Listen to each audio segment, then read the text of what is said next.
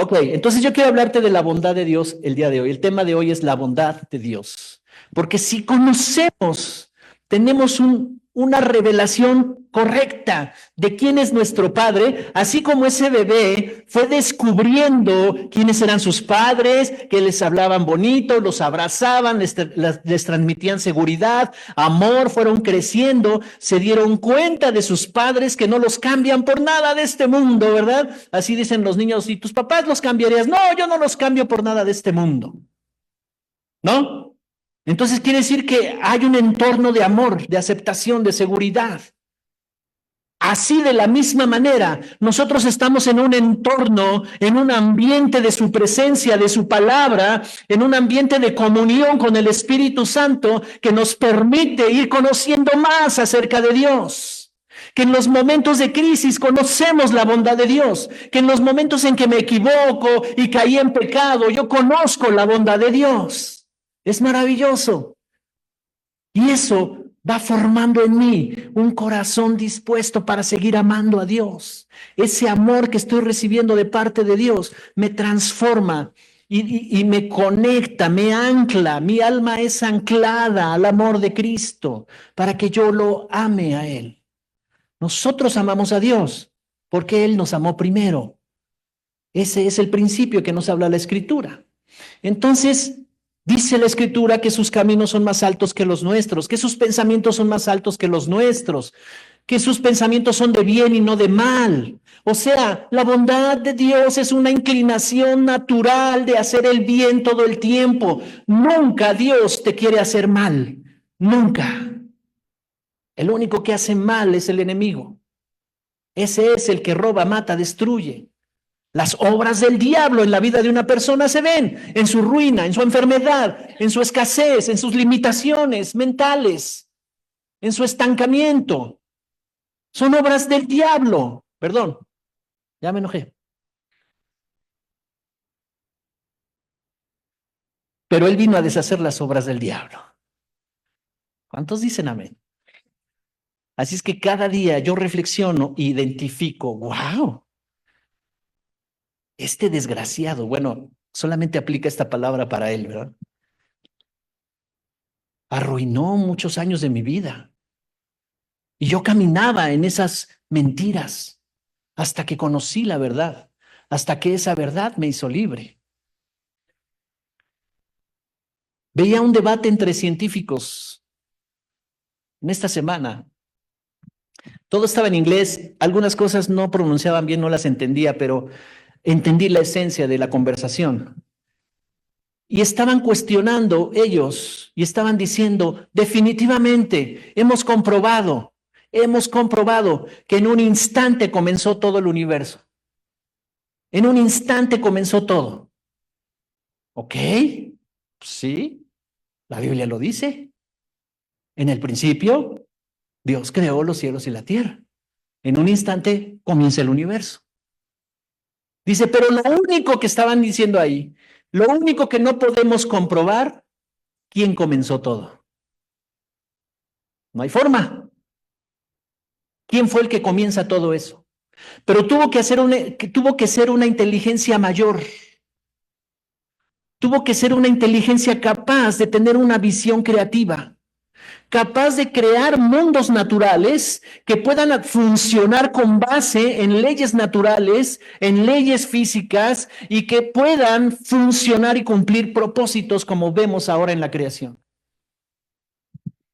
Así que toda esa plana de científicos, algunos suecos, otros japoneses, otros chinos, y ahí había de todo, estaban preguntándose, sí, reconocemos que el universo fue creado en un instante y ahí empezó todo. ¿Cuándo? No tenemos esa actitud. ¿Pero quién lo comenzó? La segunda pregunta que no saben responder es, al no saber quién lo comenzó, ¿quién creó toda la materia? ¿Cómo fue creada esa materia? No lo saben. Solo existe, solo ahí está.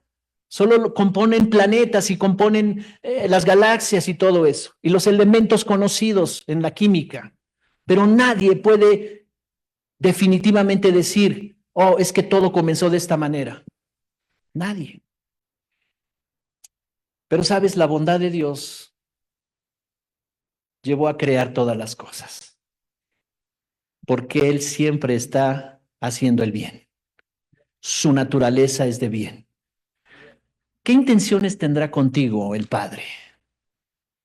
¿Qué crees que quiera hacer el Padre contigo? ¿Algo bueno? Porque Dios me mandó esta enfermedad, no te la mandó Él.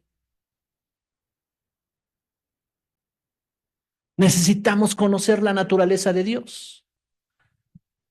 Hoy en día muchas personas no conocen a Dios o tienen conceptos equivocados acerca de Él.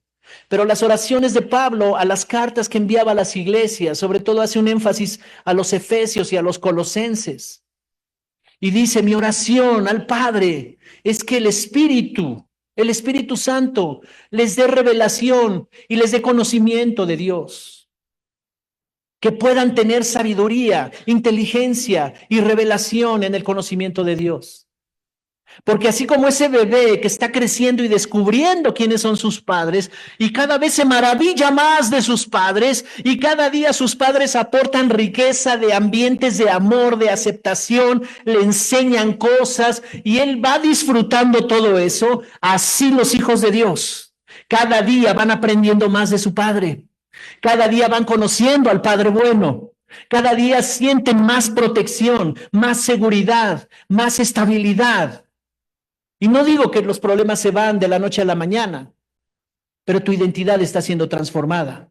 Así como en lo natural, los padres influyen y determinan la identidad de los hijos, así en lo espiritual, nuestro Padre está determinando nuestra identidad. Había un grupo de religiosos judíos en los tiempos de Jesús, llamados los fariseos, y que ellos decían, estamos orgullosos de que nuestros padres comieron del maná allá en el desierto. Y yo veo a Jesús mirándolos y viéndolos. Y luego dicen, nuestro padre Abraham. ¿Y sabes qué les dijo Jesús? Si ustedes fueran hijos de Abraham, las obras de Abraham harían. Pero quieren matarme. Me están persiguiendo para matarme. Esas no son las obras de su padre Abraham. Esas son las obras del que es homicida desde el principio, les dice. Y les dice muy feo. Les dice, ustedes son hijos del diablo. ¿Cómo? Si eran los que conocían las leyes de Dios, eran los que conocían los fundamentos, los estatutos de la ley que Dios le había dado a Moisés, a sus padres en la antigüedad, y que ellos vivían bajo ese régimen religioso de la ley. Y se sentían muy orgullosos y muy altivos porque conocían cada parte de la ley, pero no las obedecían. Así es que paternidad determina destino. Esa es la primera conclusión que podemos tener ahorita empezando.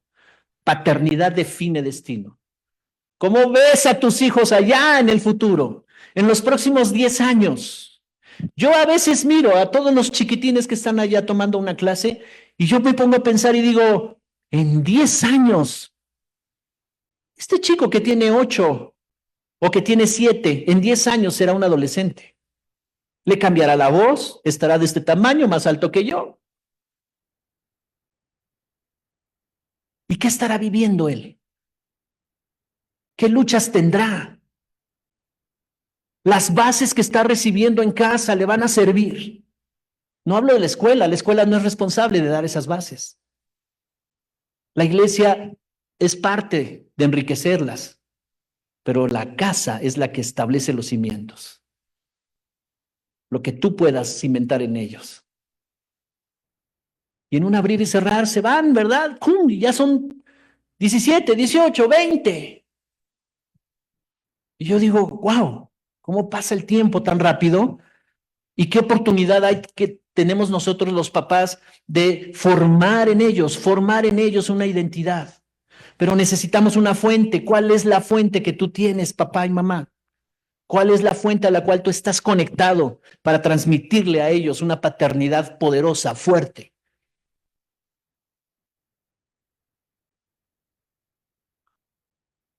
La paternidad de Dios es nuestra fuente. La paternidad de Dios produce una identidad fuerte en sus hijos. Ya no importa cómo nos fue en la feria, dice la Escritura que cuando recibimos al Espíritu Santo, nosotros nacimos de nuevo. Hay una nueva criatura aquí formándose, que es el espíritu humano, y ese espíritu está siendo alimentado por la palabra, fortalecido por el Espíritu Santo, y cada día se afirma más, se ancla más al amor de Dios, y ahí echamos raíz en el amor de Dios. Así es que si yo me convierto en una fuente donde el amor de Dios está fluyendo a mí, me da comprensión, me da entendimiento, cambia mi manera de pensar, comienzo yo a entender lo sobrenatural de Dios, claro que tengo tantos recursos para impartirles a mis hijos y producir ambientes poderosos de amor, de aceptación, de seguridad, de fe. Ellos van a conocer a Dios no porque vayan a una iglesia primero, sino porque yo les voy a presentar a ese Dios maravilloso que me ama. Yo soy una fuente de fe y de amor de Dios para ellos. ¿Cuántos están aquí conmigo? Dios es bueno. Así que fuimos, por diseño divino, fuimos creados para estar en una relación con nuestro Padre. Aprovéchala. De aquí en adelante, todos los años de tu vida, tú cada día lo puedes aprovechar, teniendo encuentros poderosos con Él, maravillosos, donde vas a aprender tantas cosas. Fuimos diseñados para estar unidos al Padre, para lograr nuestro propósito en la vida. ¿Cómo aprenderemos esos modelos? ¿Cómo entenderemos todo esto? Vamos a la Escritura. Hoy traigo varios versículos. Vamos a dar una vuelta por la Biblia. ¿Tenemos nueva traducción viviente ahí? ¿Sí? Isaías 59, versos 1 y 2. Nueva traducción viviente. Pero si tú traes Reina Valera 60, está bien. Isaías 59, voy a leer el verso 1 y el 2. Cada aspecto que se describe de Dios en el Antiguo y en el Nuevo Testamento reflejan la bondad de Dios, reflejan ese amor. Así es que escuchen. ¿Así dice ahí? Que no te estaba regañando. Escuchen. Hasta lo pone con signos de admiración, ¿verdad? Que en la gramática representan un énfasis en la emoción. Como, pon atención. Escucha. Escuchen. El brazo del Señor no es demasiado débil para no salvarlos, ni su oído demasiado sordo para no oír su clamor. Ok, entonces ellos están recibiendo esa palabra. Isaías habla de parte de Dios, Dios hablándoles a ellos, a los judíos, diciendo, escuchen, el brazo del Señor no es demasiado débil para no salvarlos, porque ellos estaban en un contexto de problema, de crisis. Estaban afligidos, no sabían por dónde iba a venir la ayuda y decían, ¿será que Dios nos quiere ayudar? ¿Será que Dios nos quiere salvar? Pero ellos todavía no conocían la paternidad de Dios, todavía no conocían que Él es bueno. Y Dios les tiene que hablar a través del profeta y les dice, hey, el Señor, ¿verdad? No es débil para no salvarlos, claro que puede hacerlo. ¿Cuántas veces alguno de nosotros no ha clamado a Dios y diciendo, Señor, ¿será que puedas hacer esto por mí? ¿Será que tú puedas quitar esto de en medio? ¿Será que me ayudes y me salves de estar viviendo esta situación? Ese es el contexto en el que está diciendo esto el profeta, o Dios a través del profeta. Así es que dice, no es Dios, no es que Él sea débil, no sea que tu problema es demasiado fuerte para Dios, como diciendo, oye, este sí se metió en problemas, este sí está grueso. No. Verso 2. Son sus, ¿qué? Son sus pecados los que han separado de Dios, los que los han separado de Dios. A causa de esos pecados, él se alejó y ya no los escuchará. Wow, esto era un asunto en el Antiguo Testamento. Pero ¿cuál es el punto aquí? Dios está dispuesto, Dios es bueno, Dios es maravilloso. Nunca aparta él su mano para decir, te portaste mal, no, mira lo que, olvídate, ¿verdad? Olvídalo, no cuentes conmigo. ¿Has escuchado alguna vez eso? Sí, mi esposa.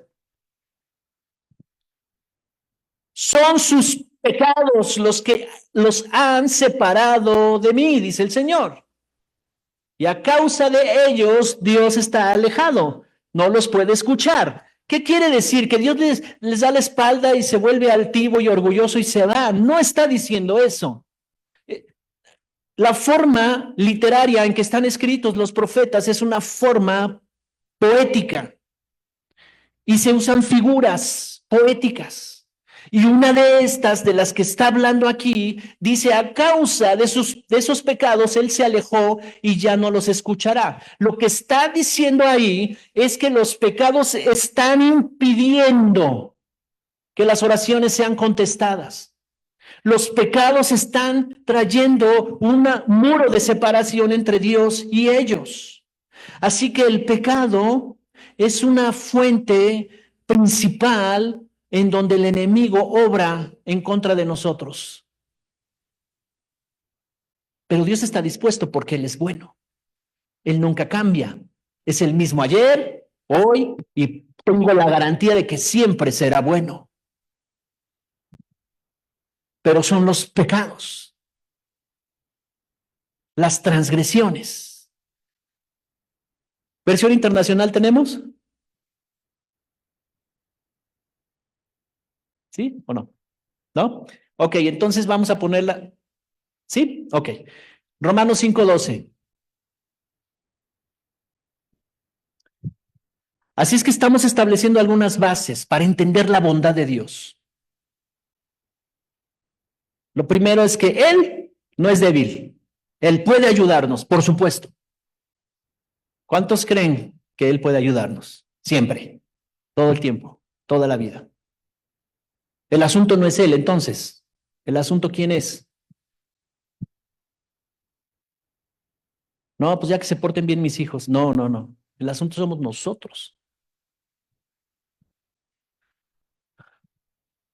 Romanos 5:12 dice, por medio de un solo hombre, el pecado entró en el mundo. Entonces, si es el pecado lo que nos está separando, ¿verdad? Para que podamos ser salvados, para que podamos ser ayudados, para que el favor y el amor de Dios esté impulsando nuestras vidas, y es el pecado, tenemos que entender cómo fue el origen del pecado. Y dice aquí en el verso 12, por medio de un solo hombre, el pecado entró en el mundo, y por medio del pecado entró la muerte. Fue así como la muerte pasó a toda la humanidad porque todos pecaron. Así que dice aquí que por un solo hombre, ¿quién habrá sido ese hombre?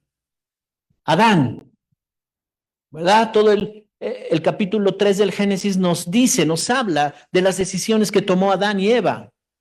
Y debido a las decisiones de ese hombre entró el pecado.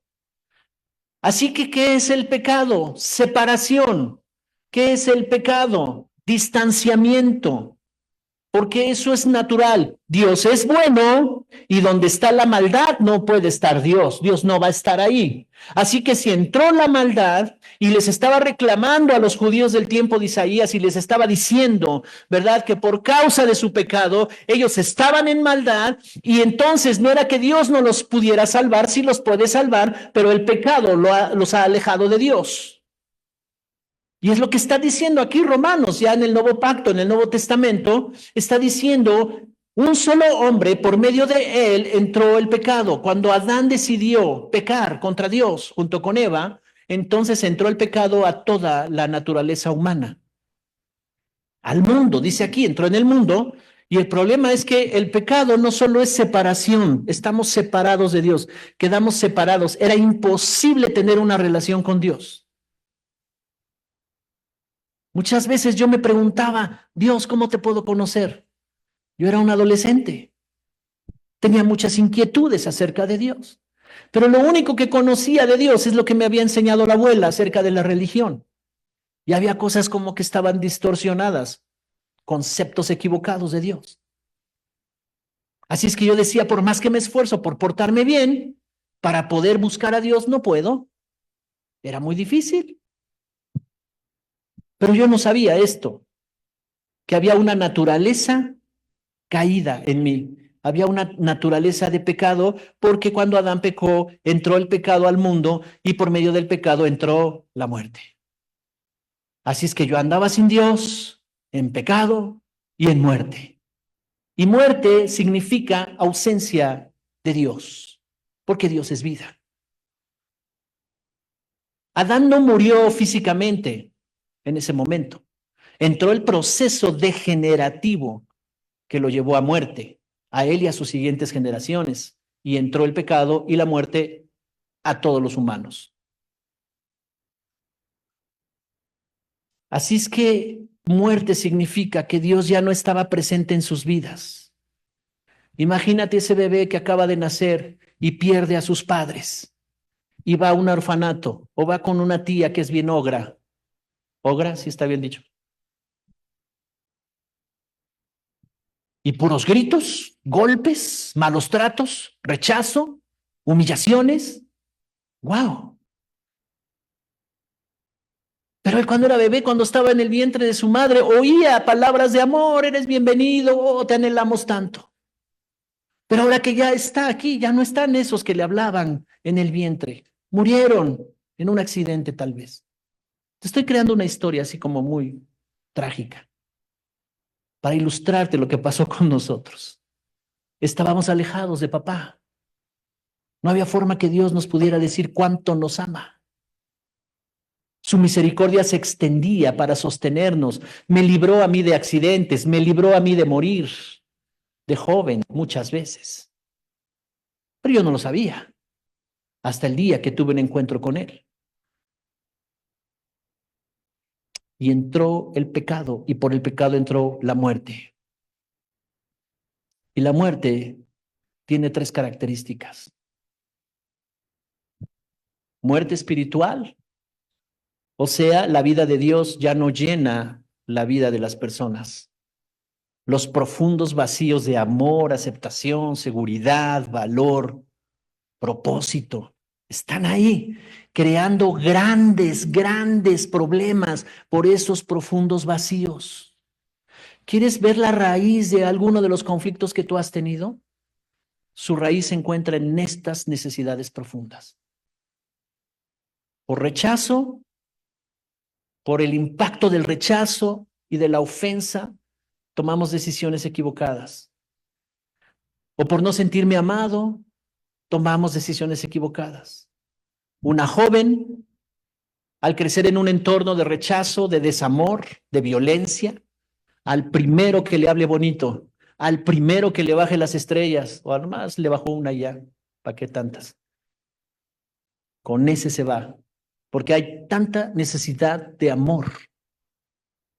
Y todos diciéndole, oye, pero ¿qué estás haciendo ahí? Oh, es que no sabes, me habla bien bonito, me ama. Y después de un tiempo se da cuenta de que no era ese cuate. Y luego lo vi y dice, si está re feo, ¿cómo me metí con él? Porque había profundos vacíos. Mira, nos reímos, pero pasa, casos de la vida real. Y profundos y tremendos vacíos. Porque fuimos diseñados para vivir en la plenitud de Dios y cuando entró el pecado entró automáticamente la muerte. Y la muerte nos separa. La muerte está expresada en tres cosas. Una es muerte espiritual, la vida de Dios ya no está fluyendo ahí, ya no está fluyendo ahí. Así es que el que está fluyendo es el príncipe de este mundo, ¿verdad? Y Satanás y los demonios han creado toda una estructura cultural para afectar, robar, matar, destruir. Y cuando la escritura dice, oh, pero yo he venido para darles vida y vida en abundancia. ¡Wow! Esa era una noticia impresionante. Porque el ser humano no conocía la vida abundante. A las personas que no tienen a Cristo, que no conocen a Dios, la vida abundante les parece que la alcanzan a través de tener buenos negocios, de ganar mucho dinero. Y no está mal eso, está bien. Si es lícito, por supuesto. No está mal. O tener una compañera de esposa, no está mal eso. No estoy diciendo que esté mal formar una familia. Son los modelos del reino de Dios, claro, está bien. Pero sabes, si no tenemos a Dios, esos vacíos nunca se podrán llenar, porque son de naturaleza eterna. Muerte espiritual, lo segundo es pobreza, y pobreza no me refiero a falta de money, aunque es parte de la pobreza, ¿verdad? Falta de recursos materiales, pero pobreza es más que eso. Los que enseñan, ¿verdad? Mente millonaria y todos esos que salen en el internet, tienen una característica, dicen, es que la pobreza radica en tu forma de pensar. Ahí está la pobreza. No es que necesites más dinero, no es que necesites condiciones o oportunidades, no, no, no, no. Es tu manera de pensar la que te lleva a pobreza. Eso dicen los que hablan de liderazgo y los que hablan de mente millonaria y todo eso. Pero es una realidad, la Biblia habla de eso desde el principio. Es causa del pecado, entró la muerte y por la muerte, ¿verdad? Entra muerte espiritual, la vida de Dios ya no está ahí, pero también entra la pobreza, una manera limitada de pensar. Dios le dice a Adán y a Eva, la tierra será maldita por tu causa. Así es que estarás limitado. Tu mente la tendrás que esforzar para romper límites y muchas veces hay límites que no vas a poder brincar y romper. A lo mejor el hacerte rico puede ser un límite que brincaste y lo lograste. Pero vencer tu pasado, vencer la ofensa, vencer la enfermedad, son límites que te tienen ahí, metido en una prisión.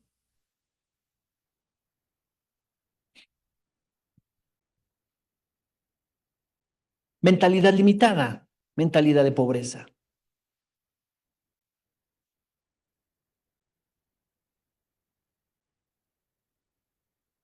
Tercero, enfermedad. Entró la muerte y por la muerte entró muerte espiritual, pobreza, enfermedad. Es una alteración en la salud, no solo física, también puede ser mental. Hay gente que se enferma mentalmente, tiene obsesiones, tiene muchas cosas en su cabeza. Las alteraciones en la salud, entonces la muerte espiritual, la enfermedad, la mentalidad de pobreza, todas esas cosas arruinan la vida de las personas. Pero Cristo vino para que conociéramos la verdad y la verdad nos hará libres. Amén. Jesús dijo, si ustedes permanecen en mí y mis palabras permanecen en ustedes, entonces serán verdaderamente mis discípulos. ¿Cuántos discípulos hay aquí? Una característica es que permaneces en él y su palabra permanece en ti. Y dice, entonces conocerán la verdad y la verdad los hará libres. Sabes que nuestra mente, las neurociencias, leyendo un poco acerca de eso, están diciendo que el cerebro tiende a captar, ¿verdad?, cosas negativas ante un problema. Por ejemplo, si alguien tiene una crisis, está pasando por una crisis, va a ser muy difícil, si no quita su enfoque de ahí, que vea las oportunidades venir a su vida. No va a identificar las oportunidades que le van a llevar a la solución, sino que lo único que va a estar viendo pasar otro conflicto. Otra cosa que se va a agregar más aquí. Uy, no, y se puso peor porque ahora mira este, ahora mira aquella. Y entonces su enfoque va a estar solamente en las cosas negativas. ¿Y sabes cómo la va a pasar? Muy mal, muy mal. Y Dios ya pasó como 20 veces enfrente de ti diciéndote, esta es la solución. Y no la viste. ¿Qué nos limita? ¿El miedo? 365 veces en la Biblia Dios dice, no temas. ¿Por qué 365? Algún teólogo curioso las contó y dijo, oh, 365. Para cada día. O sea, todos los días, porque es una estrategia del enemigo. Infundirte miedo, temor de que algo va a resultar mal. Con tu casa, con los tuyos, con tu vida, con tu dinero, con tu salud. Amenazado todo el tiempo por situaciones negativas. Esos son rasgos todavía que quedan ahí de la vieja naturaleza, pero hemos nacido de nuevo. Y por eso necesitamos estar conectados a nuestro Padre, porque cuando yo abrazo esa naturaleza de Dios, Él es bueno, siempre bueno, 100% bueno. Él no cambia, no hay variación, no hay mudanza en Él. Y sabes, cuando esto permanece en la vida de una persona, se transmite a la siguiente generación. Se llaman maldiciones generacionales. En Adán, nada más voy a poner ese ejemplo. Adán quiere esconderse de Dios cuando pecaron, como si alguien se pudiera esconder de Dios. ¿Y por qué piensa que se puede esconder de Dios? Porque ya está confundido con respecto a Dios. Entonces dice, escondámonos. ¿Dónde estás? Dios le dice, ¿dónde estás, Adán? ¿Dónde estás? Es que tuve miedo y tuve vergüenza, porque mira, estamos desnudos. Pero ¿quién te enseñó eso? En el entorno en que tú fuiste creado no estaba eso. Esa mentalidad de maldad no estaba en ti. Comiste del árbol del conocimiento del bien y del mal. Y cuando tú comiste de eso, entonces el mal entró en ti.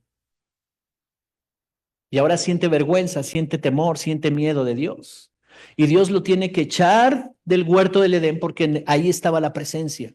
Y si él permanecía en pecado en la presencia de Dios, iba a morir definitivamente. Así es que es echado, ¿verdad? Para vivir fuera de la presencia. ¿Y qué pasa con la siguiente generación? ¿Cuál es el primer hijo de Adán? Nace Caín y luego Abel. Y luego ustedes saben lo que pasa entre ellos. Hay una naturaleza diferente en Caín. ¿Qué tiene que pasar por la mente y el corazón de un hombre para que se levante contra su hermano de sangre y lo mate por envidia? ¿Qué tiene que pasar ahí? ¿Qué clase de mentalidad y de naturaleza tuvo que estar ahí en Caín para que él sienta tanto enojo, para que él sienta tanto desprecio por su hermano? Y yo sé que entre hermanos nos peleamos y todo, pero oye, Caín termina matando a su hermano. Y ahí está, ¿verdad? La primera generación, a la siguiente generación se transmite la maldición. Y generacionalmente las maldiciones comienzan a transmitirse. ¿Alguien está aquí conmigo? Vamos a Efesios capítulo 2, verso 1. Pero yo te voy a dar buenas noticias, no te voy a dar malas noticias. Dios es bueno. Versión internacional, porfa. Efesios 2. Voy a leer del verso 1 al 7. Me impacta Efesios. Amo Efesios, la carta de los Efesios. Bueno, amo la Biblia, pero wow, esa como la leo y la vuelvo a leer y híjole, es impresionante. ¿Sabes en qué contexto le escribió Pablo? En prisión.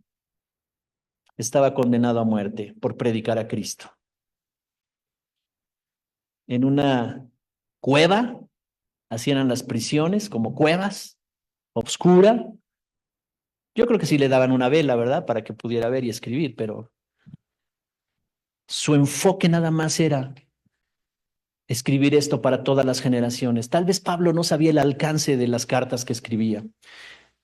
Pablo nada más estaba imaginando, amo tanto a las iglesias de Éfeso.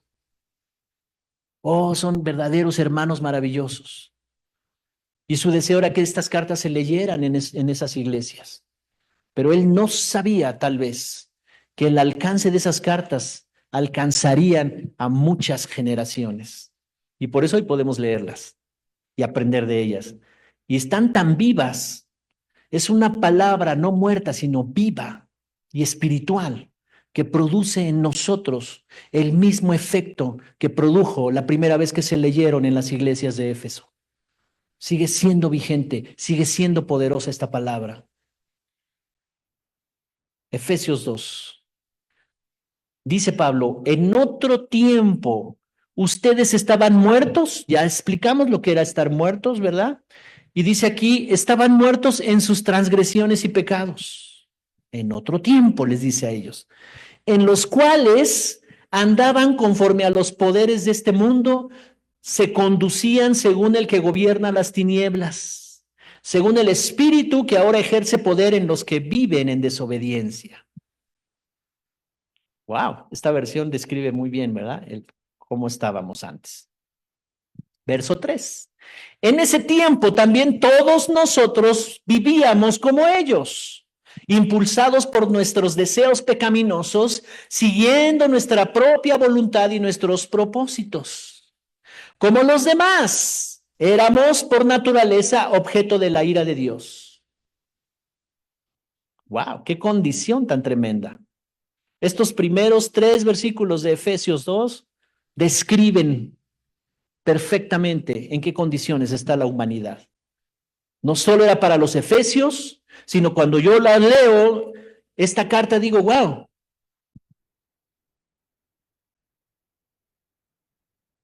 El remitente era Pablo y el destinatario eran las iglesias de Éfeso. Pero vemos lo que le está diciendo Pablo a las iglesias de Éfeso. Yo digo, oye, este mensaje es para mí también.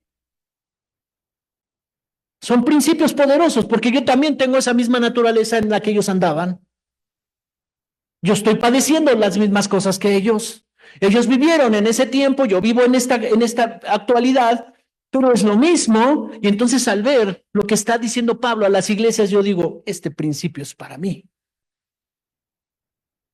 Que se vistan con velo, sin velo, eso no es para mí. Eso no está definiendo lo que es para mí, pero yo estoy viendo la revelación. Yo estoy diciendo, esto es lo importante. Y entonces dice, ¿verdad?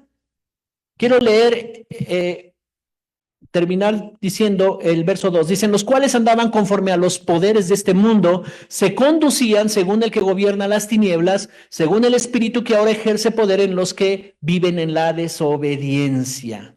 ¿Alguien se identifica con eso en el pasado? ¿Sí? Ok.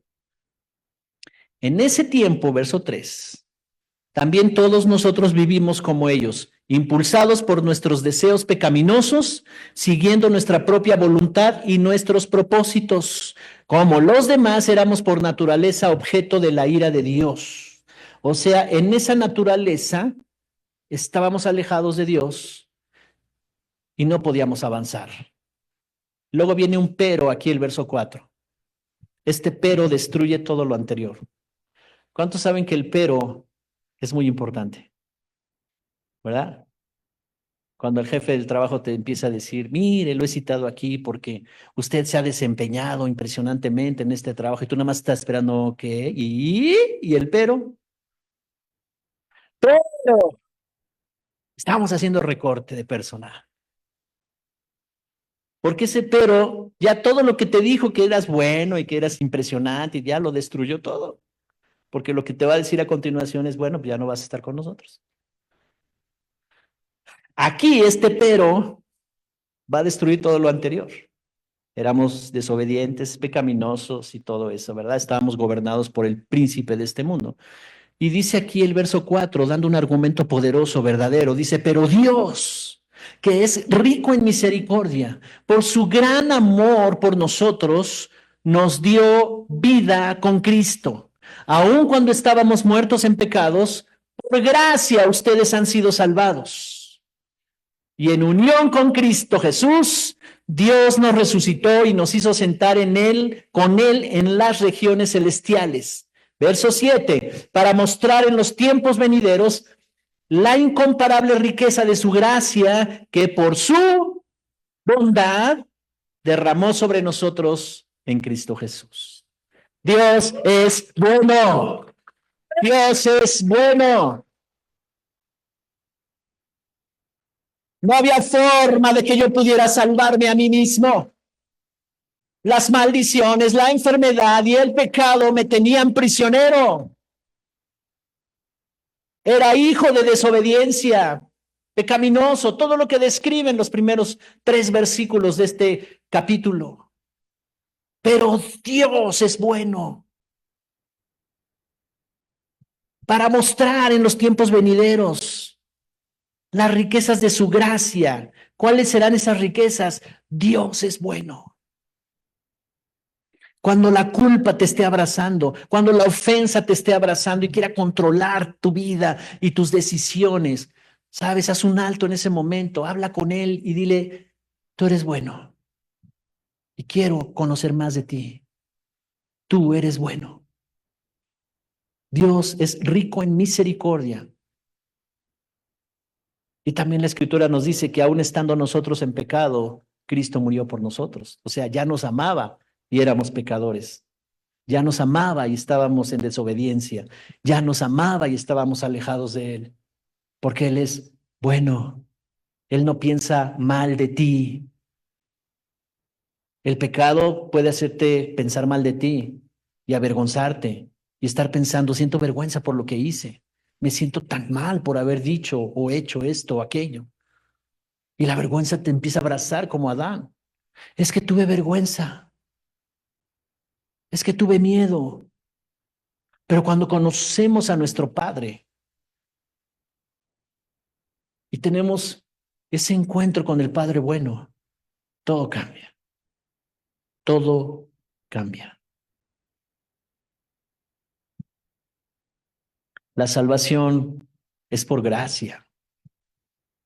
Yo no tuve que hacer ningún mérito. Pero ahora mi responsabilidad es permanecer en esa libertad, permanecer en esa gracia. Mi responsabilidad es, ya que tengo toda la posibilidad y la oportunidad de vivir una vida en comunión con Él, lo voy a hacer. Yo les decía a mis pastores de aquellos años, enséñenme cómo, díganme cómo puedo yo tener una relación con Él.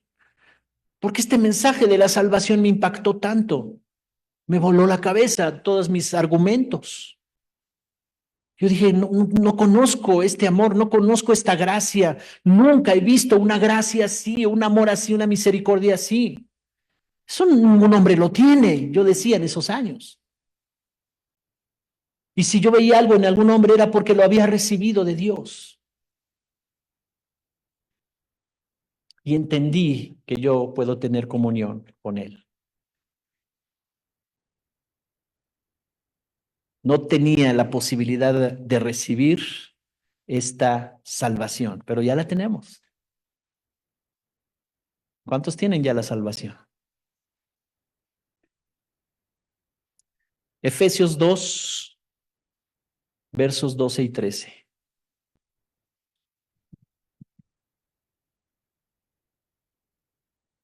Voy a leer una versión que no tenemos aquí, pero si puedes ponerla en versión internacional, porfa. Y la versión que yo voy a leer es Palabra de Dios para todos.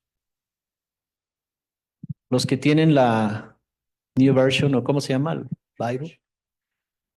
Ahí pues la puedes checar, ¿verdad?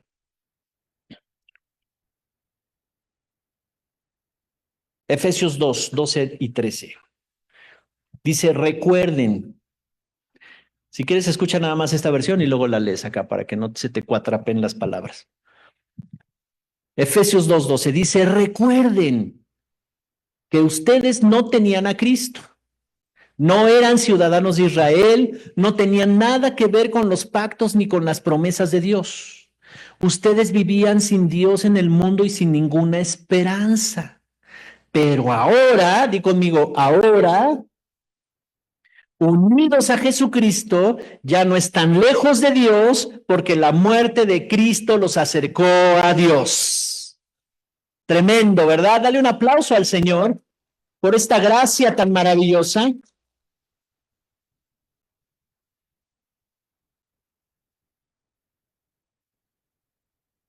No teníamos nada que ver con los pactos, ni con las promesas, ni con nada de lo que Dios había dicho. pero Cristo Jesús nos unió a los pactos, ¿verdad? Que Dios, a las promesas que Dios habló y nos unió a un pacto poderoso, maravilloso, y ahora nosotros tenemos parte con Él y somos la familia de Dios, pertenecemos a la familia de Dios.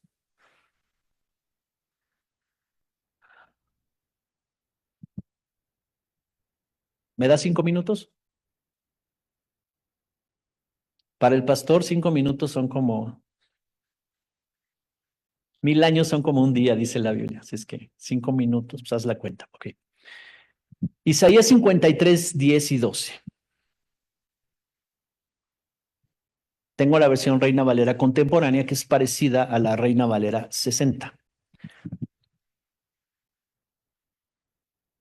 Es impactante lo que le permite Dios ver a Isaías. Me hubiera gustado conocer a Isaías. Así que el Señor me meta en la máquina del tiempo. Me voy hasta Isaías, ¿no? Que son como 2800 años para atrás, ¿no? Porque él vivió unos 800 años antes de Cristo.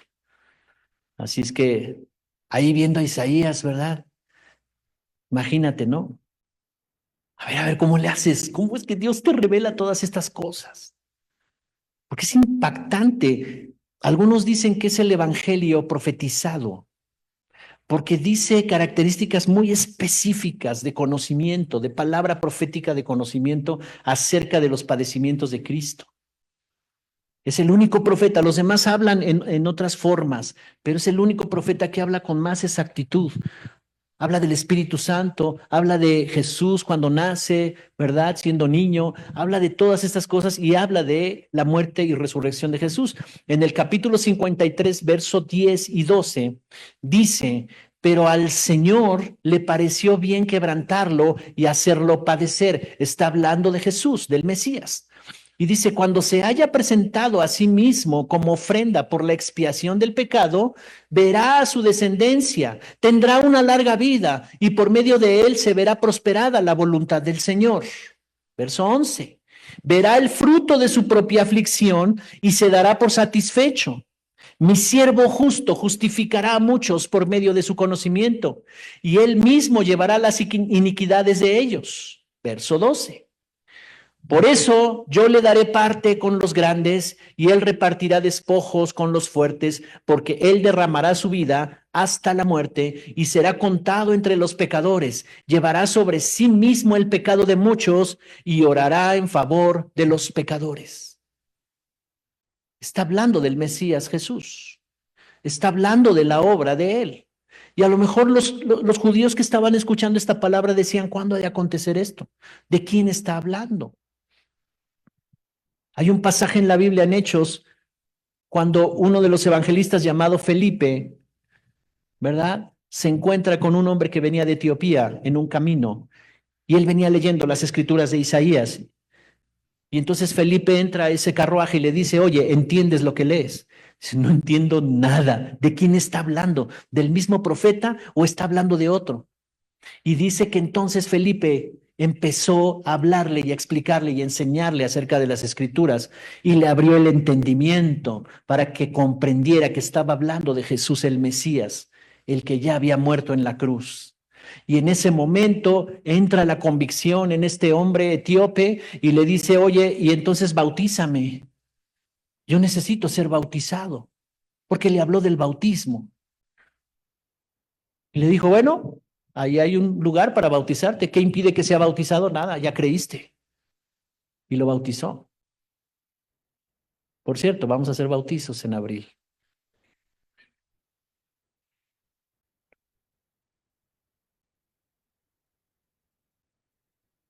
Cuando Jesús está en la cruz, es impresionante lo que pasa. Y con esto voy a terminar porque está más largo este mensaje. Lo vamos a continuar la otra semana.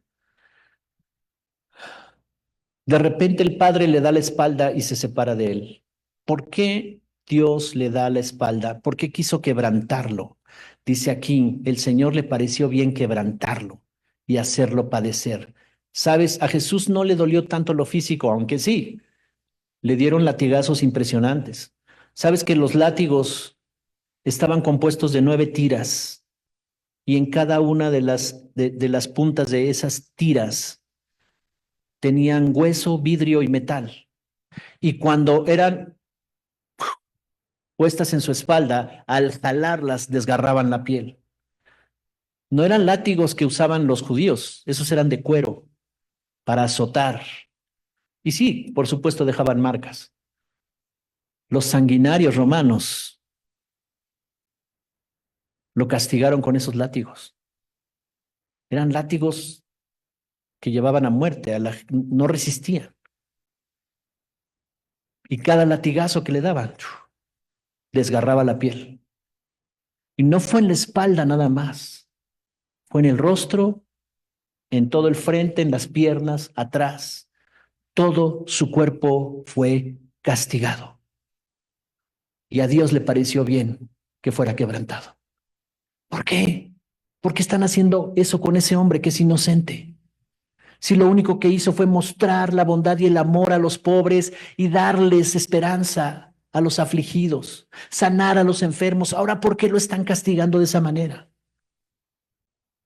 ¿Por qué se están ensañando estos soldados romanos con su cuerpo y golpeándolo y desgarrando su piel? ¿Por qué lo están insultando, lo están injuriando, se están burlando de él? Así es que si eres rey y le ponen una corona de espinas en su cabeza con unas espinas de 3 centímetros, picudas como clavos, y golpearon su cabeza para que fueran enterradas las espinas, y todo su rostro se llena de sangre. Eso fue terrible. Y después lo clavan en una cruz. ¿Por qué está pasando eso? ¿Por qué Isaías está viendo eso a la distancia y está diciendo, a Dios le pareció bien? Pero no que Dios es bueno. A Dios le pareció bien quebrantarlo. A Dios le pareció bien que él fuera castigado. Porque si no hubiera sido él, hubiéramos sido nosotros. Y en eso se manifestó el amor de Dios, la bondad del Padre. Y lo podemos ver en una película, La Pasión de Cristo. Lo podemos ver o leer aquí y darnos una idea. Pero cuando eso es revelado a tu corazón, hay un impacto acá adentro. Porque viene la conciencia de pecado. Y es colgado en esa cruz.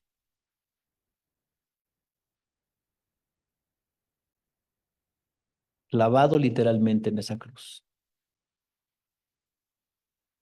Y él tenía que levantarse para poder respirar, pero cuando se levantaba en la cruz, el dolor de los clavos, que era tan intenso, y en los pies, no aguantaba mucho y tenía que otra vez descansar, pero si descansaba se oprimían sus pulmones y estaba asfixiándose. Y así estuvo. Y entonces él volteó y dijo, ¿por qué me has abandonado? Pero él no lo estaba diciendo por lo que estaba padeciendo. Lo estaba diciendo porque sintió la ausencia de Dios en ese momento. Porque todo el pecado de la humanidad estaba concentrándose ahí, toda la maldad estaba concentrándose en ese momento. Dice la Escritura que vinieron tinieblas, que se llenó de tinieblas todo el lugar. Toda la maldad de la humanidad, todos los demonios, Satanás y los demonios estaban siendo testigos de ese evento. Y ahí estaba toda la oscuridad. Y Dios no estaba ahí, porque él tenía que pasar ese trago, ese momento solo, porque era la única manera de pagar por el pecado de toda la humanidad. Y cuando él muere, se abre el cielo. Cuando él muere, se rasga el velo del templo, donde solo los sacerdotes de la antigüedad podían entrar, acceso al lugar santísimo, a la presencia de Dios. Cuando él muere, se abre y Dios sale para vivir en el corazón de cada uno de los que crean, de los que reciban.